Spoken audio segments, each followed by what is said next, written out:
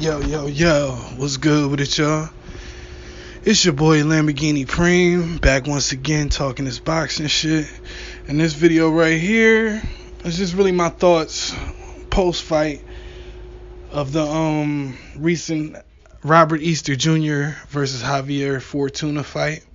It was a hell of a fight, a great fight, just like I anticipated it would be. Although I did expect a little bit more dominance for Robert Easter, I felt like he won a very, very, very, very, very close fight, man. If I feel like he clearly won. I feel like he got it by about 1 or 2 rounds. I guess if it would have went the other way, I couldn't say it was a robbery, or I couldn't say it would be a robbery, but it definitely, Easter won the fight, in my opinion. Fortuna, though, that was a hell of a showing, man. That was a hell of a showing, man. Shout out to Javier Fortuna, man. He put in a lot. I already knew he was going to be a very tough opponent stylistically for Robert Easter, but he was putting it on him, man, some of them rounds, man. It was a hell of a fight, man.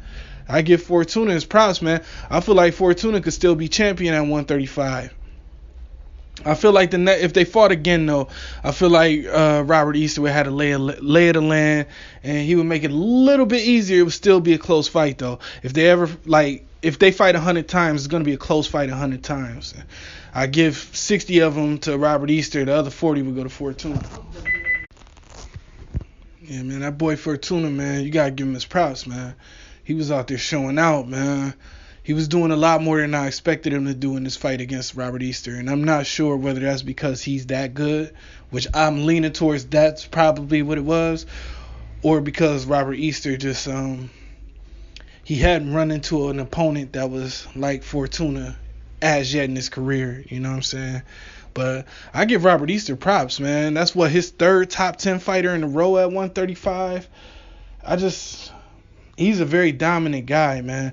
And I was checking out the Boxing Voice a little earlier, and they was talking about they was speaking of some of their thoughts on the fight, post-fight and whatever. And they were saying that, you know, he was a big knockout puncher before, you know, these last few fights. And my only thing, I agree with that, but that seems to be the thing that happens once you go up to the top level in any weight class. It seems like guys are easier to knock out on the B level and below, but once you get to that B plus, A minus level, or B plus, A minus level, then motherfuckers, they stop being easy to take out, man. I never thought that Robert Easter was going to be able to knock out Fortuna, although I did expect him to dominate him a little bit more. And what I will say about Robert Easter is he need to use that jab a lot more, and not just as my man Dwyer was so eloquently put it, as a perfunctory jab. He needs to use it as one of those type jabs that's like the way Errol Spence uses the jab. The way Errol Spence is able to control his opponent with his jab alone, and then working other punches off that jab. That's exactly what Robert Easter need to be doing. You know what I'm saying? Because I feel like too many times in the fight with Fortuna, he gave up his height, man. And that's like his number one thing. Like me personally, he's a 6 foot plus. He's over 6 feet. I think he's 6'1", 6'2", maybe 6'3". Nah, not 6'3". That's a little too much. Maybe 6'2", 6'1". This is a big dude for 135, man. It's a big dude. That's almost Diego Corrales type size. You know what I'm saying? So, you know, that's something you don't want to give up when you're in a fight, especially a dog fight with a guy like Fortuna who's so crafty and got so many moves and shit. But I feel like Robert Easter learned a lot from that fight. You know what I'm saying? Maybe he realized he needed to use that jab a little more and work off it a little better. Because if he was working off that jab, man, I believe he could have made this a much easier night if he would have kept Fortuna out of range, you know. But instead, Fortuna was able to slip in and out of range at will at times. And when it's like that, man, a guy like Fortuna gonna eat. You know what I mean? Because he gonna use his angles and keeps turning you and making you look crazy out there. You know what I'm saying? But it is what it is. Robert Easter is still a force to be reckoned with. And I will say this, though. I still think he beats Mikey Garcia at 135. Because I feel like the weight just the fluctuation going back down at the age that Mikey is, that would have enough of a negative effect on Mikey to really bring this situation to an even point where Easter will be able to take advantage of that enough to be able to do something with Mikey. But Mikey got high ring IQ, man, and he's able to cover a lot of different flaws or issues that may come up. So that would be a 50-50 fight right now. My recommendation to my man Easter is simple, man. Go fight somebody else first. You fight somebody else first. Try to get as much money as you can out of it. If I was you, I'd fight somebody with a similar style to Garcia. A guy with a stiff jab, a little bit of pop, and who could take a punch and is very technically sound. You want to do something like that first, and then go fight Mikey Garcia, because I feel like if you fought him right now, his technical ability would carry him to a close win at this point right now. Well, not even a close win, but just it would make the fight too close, and I don't feel like Easter needs to be in a situation where the fight will be that close. You know what I mean? He's got so much length, man. He just got to learn how to use it a little bit better on a high level. You know, it's different on the lower level. You can use that reach. Everything is a little bit easier because your opponent don't have as much as far as tools in the toolbox to hurt you with, or the enough wrinkles in this game to confuse you. But once you get to that high level, man, this stuff become a lot more than the obvious tangible abilities like power, speed, or whatever. You know. So yeah, like I said, my man Robert Easter, man, he didn't look his best in this fight, but this was against a top tier opponent in Javier Fortuna, and I believe he deserves full credit because he did win the fight. I thought it was clear Robert Easter won the fight. People saying robbery. I didn't see no robbery, man. It was close, but I didn't see no robbery. So I got to shout out my man Robert Easter Jr. for pulling off this win. I feel like it's big for him, especially given the fact that, in my opinion, he didn't fight as good as he could. So yeah, like I was saying, man, I don't see right now. I see for the next fight, I see because Fortuna looked really good in this fight. I would like to see Fortuna maybe against a guy like Tank Davis. That would be great. Or even Fortuna against Lomachenko, that would be good. You know what I'm saying? That would be great in my opinion. And then we could start doing some things as far as eliminating the top guys at 135 and getting the belts to unify. So like I said,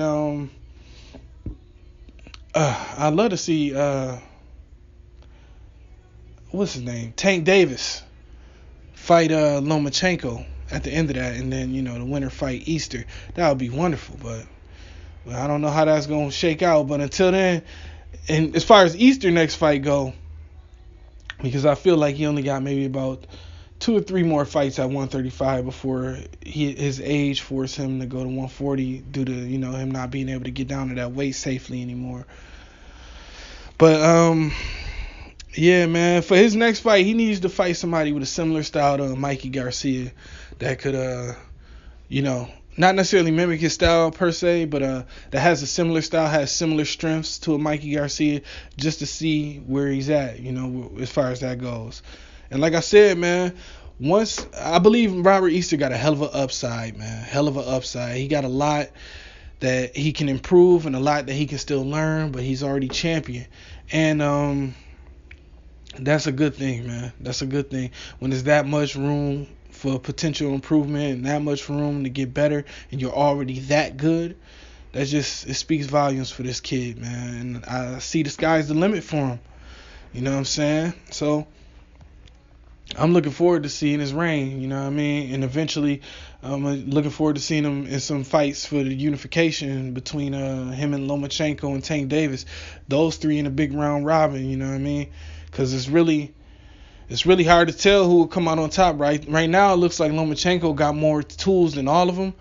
But if Robert Easter started learning how to use that height and using his jab correctly on some Thomas Hearn shit, and really figure out how to start controlling these guys to where they can't even get close to him because he's so big, I just believe he'll be too much for just about anybody. So I'm looking forward to seeing his progression, man. I'm really looking forward to seeing if he can do that. I think he with the right people as far as training go.